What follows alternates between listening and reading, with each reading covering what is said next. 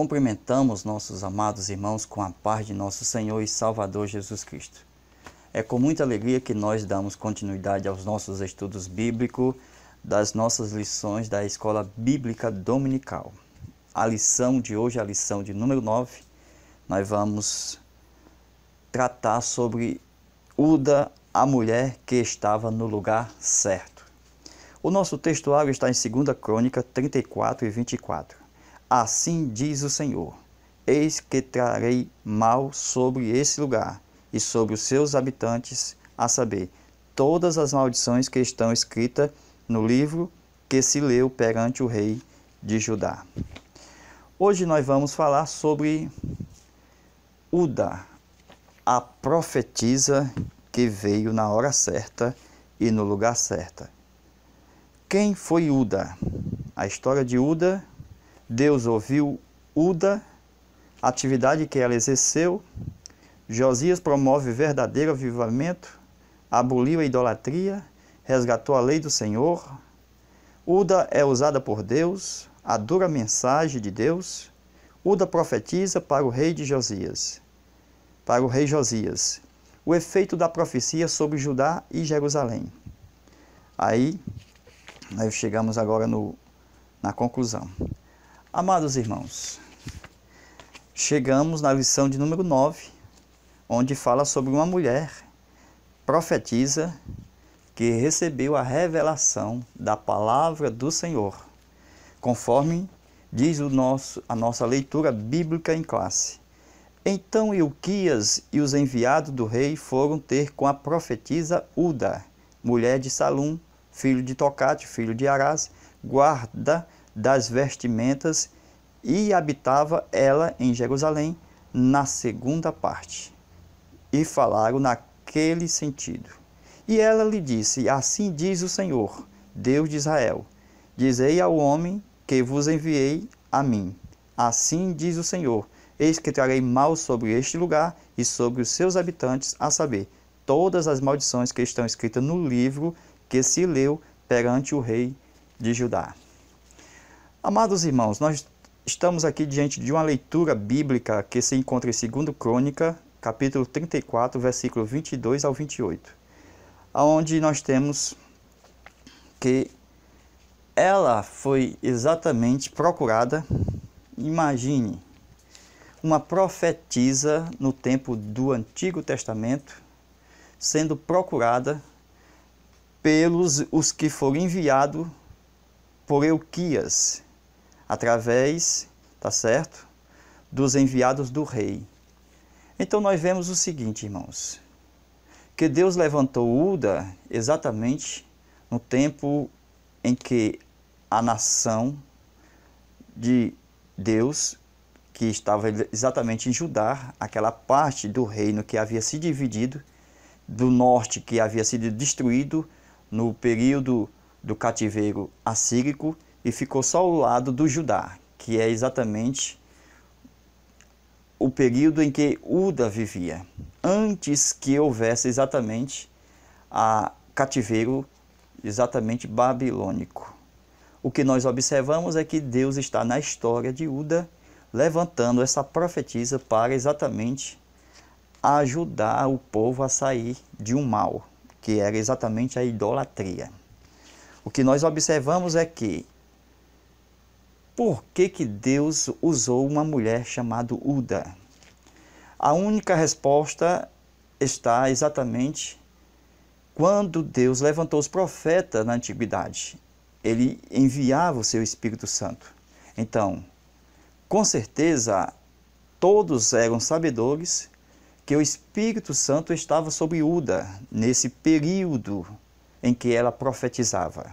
Por essa razão, a notícia se espalhou, a fama foi por toda parte, de que Uda profetizava em nome do Senhor, e acontecia aquilo que ela falava. Por quê? Porque ela tinha o Espírito Santo. E toda a fama, meus irmãos, é natural que aconteça por onde quer que passe um homem de Deus. O próprio Jesus, quando ia para a Galileia, a sua fama percorreu em toda a parte do mundo. Isto prova que Jesus, embora tivesse fama, ele não ia atrás da fama. A fama deve ir na frente. E aquele que está enviado por Deus, que é servo do Senhor, que é profeta de Deus, ele não pode andar com a fama. A fama vai dizer, ele cura, ele está aqui falando e acontecendo. Então a fama vai levar o nome do profeta. Assim aconteceu com Uda. Foi exatamente a fama que o Espírito de Deus estava sobre aquela mulher.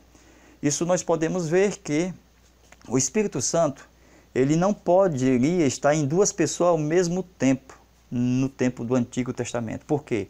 Porque ele ainda não havia sido dado sobre toda a carne. Por esse motivo, o Espírito Santo vinha sobre um profeta e depois que houvesse a profecia, ele se retirava. E assim o Espírito Santo estava sobre o profeta Elias, depois sobre o profeta Eliseu, e Deus utilizava os profetas na antiga aliança conforme a sua vontade. E nós tínhamos outros profetas no tempo de Uda, mas era o Espírito Santo que estava em Uda, e não em Jeremias nesse particular, e nem em Sofonias. Por isso, da procura da mulher chamada Uda, porque era notório a atividade profética naquele momento que o Espírito Santo estava em sua vida. Então, o que é que Josias vai fazer? Vai consultar a quem tem a revelação. E quem tinha a revelação era Uda. Então, era a única no momento em que Deus estava revelando os seus segredos, os seus mistérios para os homens daquela época. Embora ela morava em uma região inferior de Judá, isto mostra que os verdadeiros profetas, eles estão nas partes mais baixas ou mais inferior do lugar que nós conhecemos, que mora os da elite. Por exemplo, Jesus, quando ele saía da Galileia e ia para a Judéia, Galileia, lugar dos pobres, dos pescadores, dos homens humildes, e a Judéia, lugar da elite, do lugar onde moram os ricos. E quando Jesus ia saindo da Judéia, da Galileia, vice-versa, de um lugar para o outro, ele ia exatamente passando por um meio, aonde tinha um outro lugar entre Judéia e Galileia, que era Samaria. Houve uma necessidade de Jesus passar por Samaria. E ali a necessidade era grande, porque Jesus era profeta, e todo profeta tem conhecimento dos fatos, exatamente da vida íntima da pessoa. E Jesus sabia que ali tinha uma samaritana. E o único meio para Jesus ganhar aquela mulher era por meio da profecia, da revelação, do conhecimento do oculto e do escondido. E foi o que aconteceu com Uda. Uda revelou algo que estava oculto na vida do povo que estava em pecado e do juízo que viria sobre o povo de Judá, ou sobre Judá. Então, era necessário tirar a idolatria do povo,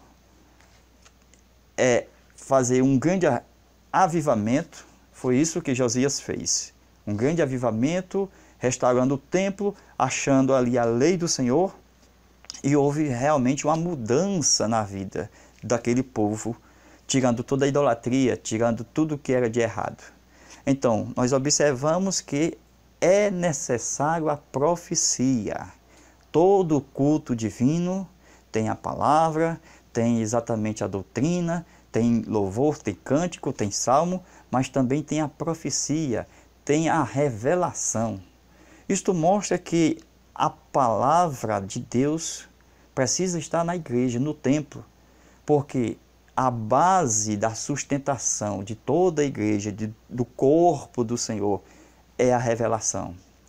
É por meio da revelação profética que Jesus ganhava as pessoas mais difíceis, que com a simples palavra, ou com a pregação, ou com a eloquência, não se ganhava facilmente. Então Jesus utilizava dois meios na evangelização. Ele utilizava o meio da pregação profética, usando exatamente a profecia, a revelação, o conhecimento do oculto e do escondido da vida da pessoa, como aconteceu com a samaritana, como também aconteceu na vida de Pedro e na vida de Natanael, porque Jesus, ao começar o seu ministério, ele começava evangelizando e profetizando, conhecendo a vida das pessoas. Ele era profeta por natureza. Quando Jesus chamou seus primeiros discípulos, ele chamou exatamente André, depois André chamou seu irmão Pedro, no dia seguinte Jesus chamou Felipe, Felipe chamou a Natanael. Veja que muitas pessoas já seguiam o mestre pelo simples fato do chamado. Já reconhecia que Jesus era o Filho de Deus, que Jesus era o mestre, era ungido, era o Cristo, era exatamente o Messias. Mas outros, como Pedro e Natanael, só na base da revelação. É muito fácil nós pregarmos o Evangelho, mas o Evangelho prodigioso, que acompanha com sinais, prodígios e maravilhas, muitas das vezes é insuficiente para a salvação em massa das pessoas. Por exemplo, o caso dos 10 leprosos.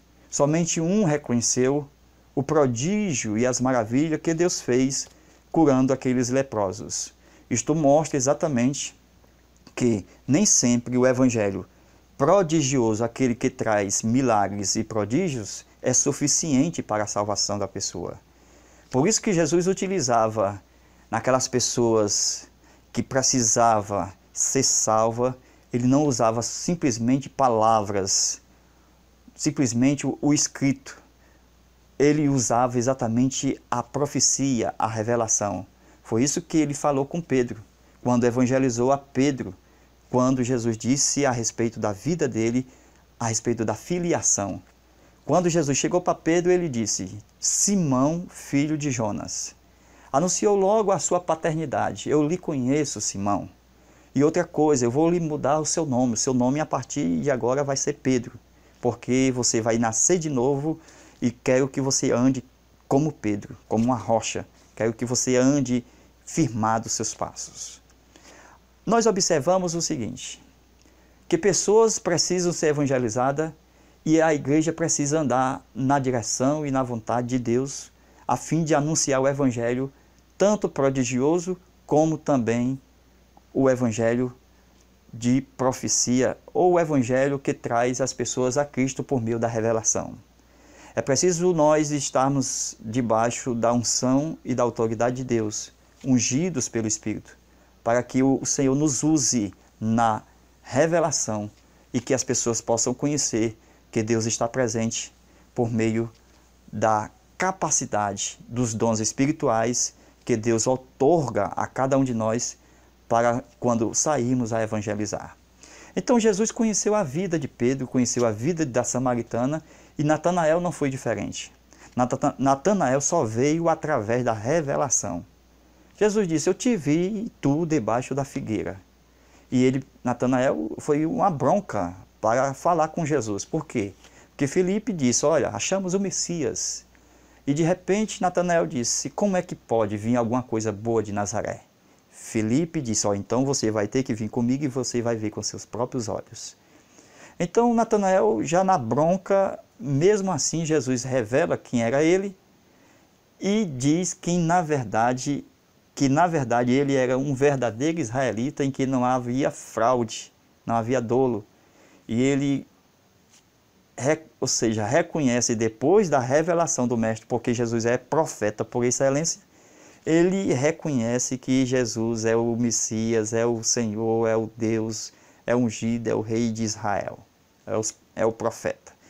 Então, meus amados irmãos, nós observamos o seguinte: todos os homens que são revelados pela palavra, que Deus mostra a sua intimidade, a sua vida passada e que agora ele reconhece que somente Deus tem a capacidade de conhecer o oculto, porque Satanás ele não tem a capacidade de revelar a palavra, pelo Espírito.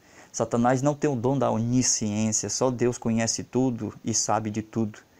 E a única coisa que Satanás copia é exatamente prodígios, porque ele tem poder. O poder não foi tirado de Satanás e por isso ele usa para copiar as coisas que Deus faz.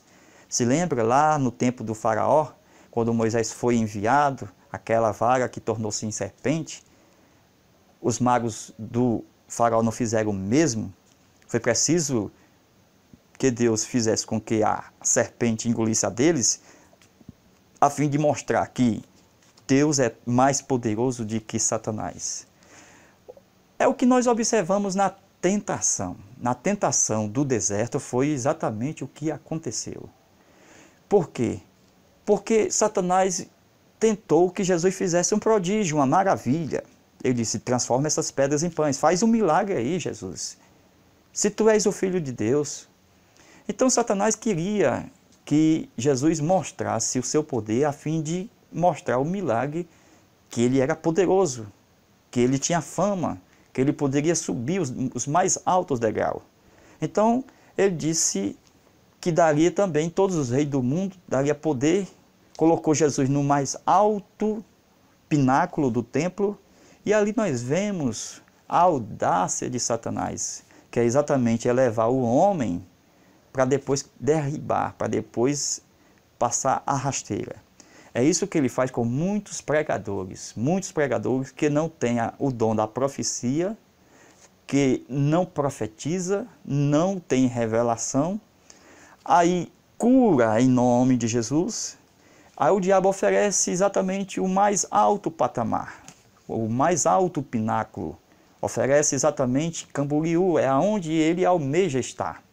E ali é o pináculo do templo, aonde muitos têm caído, porque muitos têm aderido exatamente àquilo que Satanás copia do Senhor Jesus, que são os prodígios. Meus amados irmãos, esta mulher chamada Uda era profetisa de Deus. Veja o que ela diz no versículo de número 23 de 2 Crônica, capítulo 34. Ela disse, assim diz o Senhor, Deus de Israel, dize ao homem. Ela era profetisa e usava o nome de Deus e acontecia de acordo com a vontade de Deus. Porque toda profecia, para ser verdadeira, toda profecia deve ser usado o nome de Deus e toda profecia deve se cumprir. Foi exatamente o que aconteceu. Ela disse, assim diz o Senhor. E depois a profecia aconteceu, o cativeiro aconteceu. Mas isso nós podemos ver que nem sempre o escrito ele vai vencer aquilo que está com a unção de Deus. Deixa eu explicar melhor. Quando Jesus foi batalhar contra o diabo, veja aqui, meus irmãos, ó, a batalha de Jesus com o diabo. Ó, o que é isso? Tipo um ringue. Como? Luta. De quê? De Bíblia. Jesus disse, está escrito. Satanás disse, também está escrito. Jesus disse, está escrito. Satanás disse, está escrito. Veja que se essa luta não tem perdurado por muitos dias, até os dias atuais. Quantos programas televisivos que nós assistimos, com até mesmo o nome está escrito. Programa que se diz evangélico, que acredita que o está escrito é a única fonte de capacidade que a pessoa deve seguir e esquece a revelação de Deus. O que nós observamos no capítulo 4 de Mateus é que Jesus não fica só no nível do está escrito, porque Satanás também imita aquele que diz está escrito. Na prática nós podemos ver, um irmão cita um versículo, o outro irmão cita outro versículo, um diz, ó, está escrito, o outro diz, também está escrito aqui. O que observamos é a contenda, a discórdia com respeito do que está escrito. É preciso Deus levantar alguém com a unção e na profecia, e mostrar exatamente pela revelação, assim diz o Senhor. Sair do nível do está escrito. Cuidado com a Bíblia na mão do diabo. O diabo usa a Bíblia, por isso que ele disse para Jesus, está escrito. Ele conhecia o Deuteronômio, mas Jesus precisou exatamente vencer a Satanás. Jesus venceu o diabo como? Na profecia, no ministério profético. Como foi que Jesus venceu o diabo? Ele deu um soco, ó, exatamente aqui, ó, no queixo. Para onde foi o soco? Ó, no queixo. Então, Jesus deu um soco no queixo do diabo. E o diabo saiu derrotado. Como assim? Porque Jesus, ao ser exatamente, ele nesta luta que Satanás tentando usar a Bíblia para derrubar Jesus, Jesus chegou o momento de vencer a Satanás. É assim diz o Senhor. É a única forma de que aquele que é profeta, que o Senhor Jesus era o profeta por excelência, ele diz assim, dito estás, vai-te Satanás. Então Jesus, ele usa a própria palavra da revelação de que Deus estava falando naquela hora. Isto é, ele não utiliza o que está escrito, mas ele é a própria Escritura. Dito estás, Satanás. Ou seja, assim diz o Senhor. Desta forma, Satanás foi vencido pela forma de que Jesus não fica no nível só do está escrito, daquilo que foi escrito. Ele é a própria Escritura, João capítulo 1, versículo 1. Ele é a palavra de Deus. Nós podemos ver isso também no livro do profeta Isaías, quando ele fala sobre o próprio texto que é a própria pessoa. Isto é, Satanás conhece o texto, Jesus é o próprio texto. Ele disse, quando leu o livro do profeta Isaías, Jesus disse, o Espírito do Senhor está sobre mim, pois me ungiu. Ele era a própria palavra. Jesus estava falando da palavra e a palavra falando dele. Isto mostra que a palavra era ele. Ele é a palavra de Deus. Por isso que Jesus venceu a Satanás, porque ele não somente utilizou a Bíblia, mas ele era a própria Bíblia encarnada. Ele era o próprio escrito. Por isso que ele disse, assim diz o Senhor, porque ele tem exatamente a profecia, a revelação. E a Uda, ela usou a profecia, conforme diz o texto. E disse-lhe ela, assim diz o Senhor, Deus de Israel. Irmão, Deus fala ainda por meio da sua palavra. Ele utiliza homens e mulheres de Deus para falar ao povo ainda nos dias atuais. O ministério no tempo do Antigo Testamento, nós vemos dado a homens, mas conforme Números capítulo 6, versículo de número 1 e 2, a questão do nazireado, porque havia exatamente,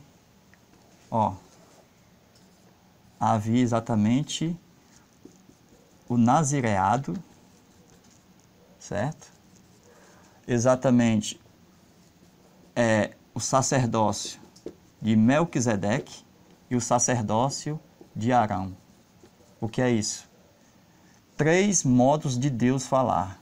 3 modos. Através do sacerdócio de Melquisedeque, sacerdócio de Arão, e através do nazireado, onde está em Números, capítulo 6, versículo 1 ao 2. O que é isso? É que lá em Números está escrito que Deus usa, porque tanto homem como mulher é chamado para consagração a Deus. Então, não era somente Sansão, nem somente João Batista e nem somente Samuel.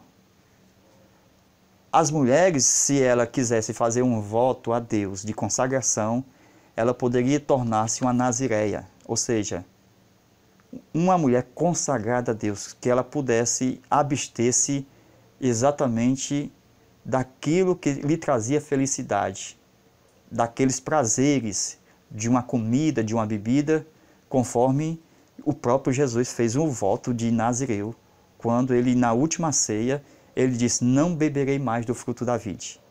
Então, tanto mulheres como homens, Números capítulo 6, versículo 1 e 2, poderia fazer um voto de consagração a Deus. Então nós podemos ver que o ministério feminino só existe em caso de emergência. Por exemplo, quem foi o pastor lá de Samaria? Jesus disse, semeeis testemunha tanto em Jerusalém como em Samaria e até os confins do mundo. Qual dos 12 foi a Samaria? O ministério lá começou com uma mulher, chamada samaritana. Venha ver aquele que me disse tudo sobre a minha vida. Começou com a samaritana. Como as Assembleias de Deus não têm exatamente o costume, com base nas Escrituras, que a mulher seja pastora, então o caso da mulher samaritana foi apenas uma emergência para que a igreja fosse formada ali em Samaria. Somente depois foi enviado quem? Filipe, o evangelista, que tornou-se o pastor daquela igreja. Então veja, meus irmãos, que o ministério feminino nós podemos ver como uma porta de emergência. Números, capítulo 6, versículo 1 e 2. Não que Deus chame as mulheres para o ministério, para ser pastoras, diaconisa ou até mesmo presbíteras. Não. Mas na questão aqui da Uda, nós vemos que qualquer mulher poderia ser chamado para esse ministério da profecia, poderia profetizar. Conforme nós temos lá em Miriam, ela profetizou, Ana profetizou, também Débora, Uda. Então Deus ainda usa de uma forma emergencial mulheres na sua obra. Então, meus irmãos, veja que é importante nós vermos como Deus usa essas mulheres a fim de trazer exatamente um modelo para que outras mulheres possam ficar na brecha, para que possam ser usadas nesse período de dificuldade, quando ao chamado das pessoas para a obra do ministério. Então vejamos o seguinte aqui, ó. Vamos já concluir. Ó, Deus falava exatamente através, ó, no Novo Testamento e no Antigo Testamento, certo? No Antigo Testamento, Deus falava através de quem? Vamos lá? Deus falava através dos pais, dos patriarcas, profetas, exatamente dos reis e dos sacerdotes. No Novo Testamento, Deus fala através dos apóstolos e dos juízes. Vejas, Deus falou Hebreus 1:1. Deus falou antigamente pelos pais, pelos patriarcas, que é pais de pais, pelos profetas, que traz a revelação do coração de Deus para os nossos corações, pelos sacerdotes, que trabalham na limpeza com a água e com o sangue para a purificação, e dos reis, que é exatamente a autoridade que Deus deu no período após os juízes, que é o governo teocrático de Deus na terra. Depois, Deus deu exatamente o governo de reis, tá certo? Aqui no período de Saul, Davi e Salomão.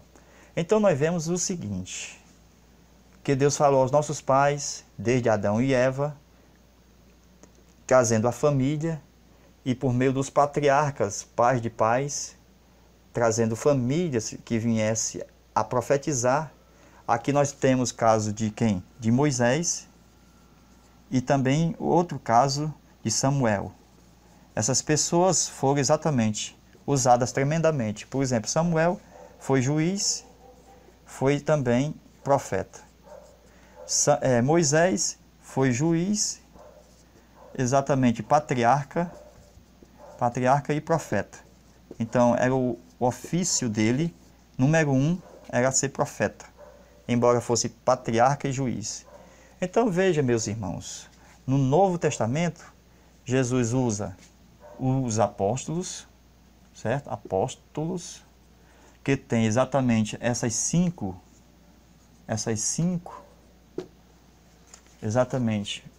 modelos de revelação na Antiga Aliança, coloca sobre os apóstolos, e Deus usa também os juízes. Onde é que eu posso ver juízes no Novo Testamento?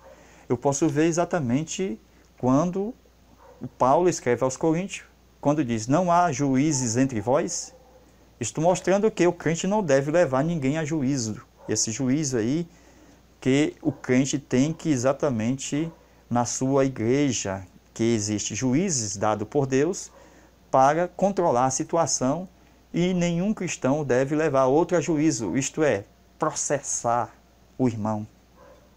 Então, é isso que nós podemos observar diante da revelação da palavra de Deus. Então, meus irmãos, vamos concluir dizendo, a profeta Uda foi uma mulher de Deus que teve um papel significante para a história de seu povo, ainda que de modo muito passageiro. Seu papel foi coadjuvante, mas o que importa é a qualidade de seu trabalho e não a extensão do ministério.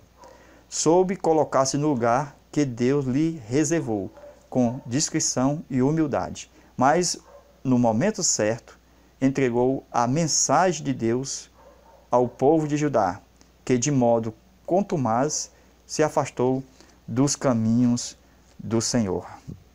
Então, meus irmãos, ficamos nós por aqui. Desejamos a todos a paz do nosso Senhor e Salvador Jesus Cristo. E até o próximo novo vídeo aí das nossas lições bíblicas CPAD. Fica com Deus e até lá.